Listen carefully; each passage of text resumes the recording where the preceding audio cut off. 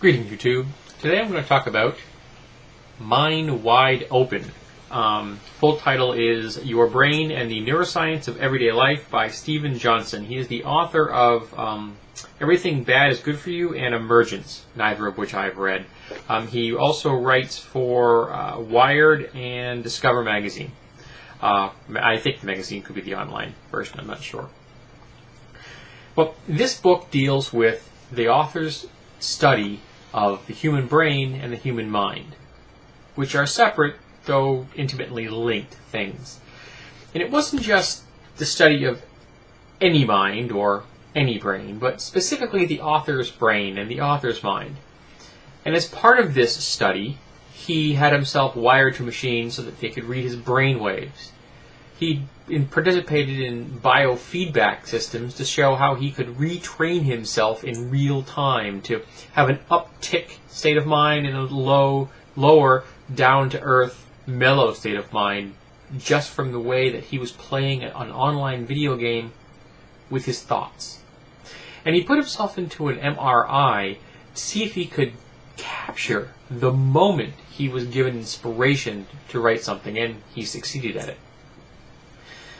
And he helped to blow away the myth that we only use 10% of our mind. That's supposed to be some kind of a negative thing. The concept that somehow 90% of our thoughts are involved in something else.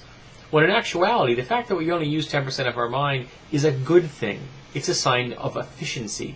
Because when your mind is at rest, when you're just kind of zoning out looking at something, or in the case of the author, staring at a checkerboard pattern to let your mind relax, your mind is very busy. There's all kinds of signals everywhere because it's all noise. It's just static. But when you're focused on something, as he did in this particular experiment, trying to come up with an idea for writing, your mind becomes very focused in the frontal lobes. And that's a good thing. You may only be using 10% of your mind, but it's all signal. There's very little noise. And that's one of the reasons it helps us be who we are. He also talks about the modular nature of the human brain and human mind. That our brain has many different components, all competing with each other in a kind of Darwinian environment. Each trying to be the one that says, oh, pay attention to me, and it's our mind's job to pay attention to the one that really makes sense at the moment. Because if you're driving down the road and you're in the middle of a near accident, thinking about the fact that you're hungry may not be the best time for that. He also discusses the idea of the triune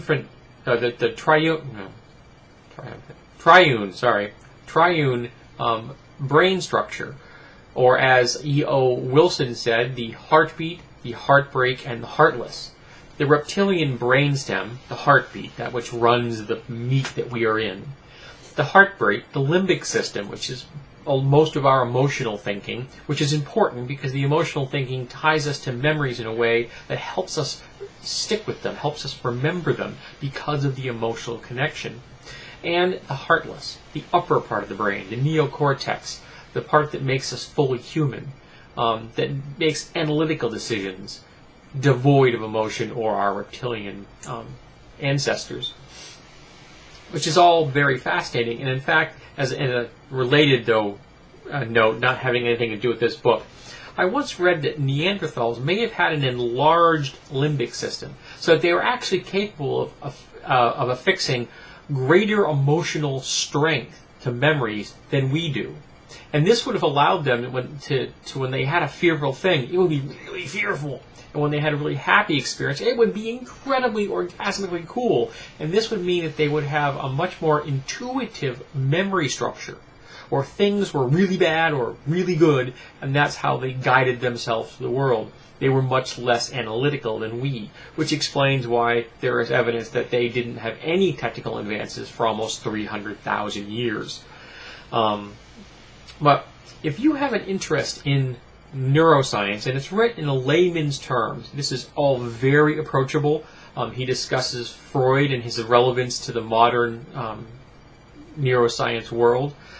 He discusses again the modular structure of the brain and how it affects our mind. He discusses, how patients who have suffered brain damage help us understand things. all of this is fascinating. It's well presented. It's readable. I really enjoyed this book. And for me, this is one of those game changers. It helped me understand myself more fully, just as the book Deep Survival did for me, showing me that the amygdala in the limbic system can take control of your thinking sometimes, and it's not necessarily in your best interest. And in that same way, he showed that with all these different competing modules in your mind, in your brain, that sometimes things go on that you don't have control of. Now, I've been aware kind of on a gut level of the modular nature of the world inside your head, because as a teen, I discovered that on my own. To really put it into proper neuroscience terms, of course, I didn't have the background in it. I hadn't read nearly enough about anything. But having this author show it to me in plain but understandable facts was fascinating and very enlightening for me. I'm quite glad I purchased this book. I think I picked it up at a yard sale for like $1 or something. So it's well worth my time, and I think it's well worth yours. If I stumble upon any of the author's other books, I'm definitely going to take the opportunity to read them. So if you enjoy science reading that's approachable, I definitely recommend this book.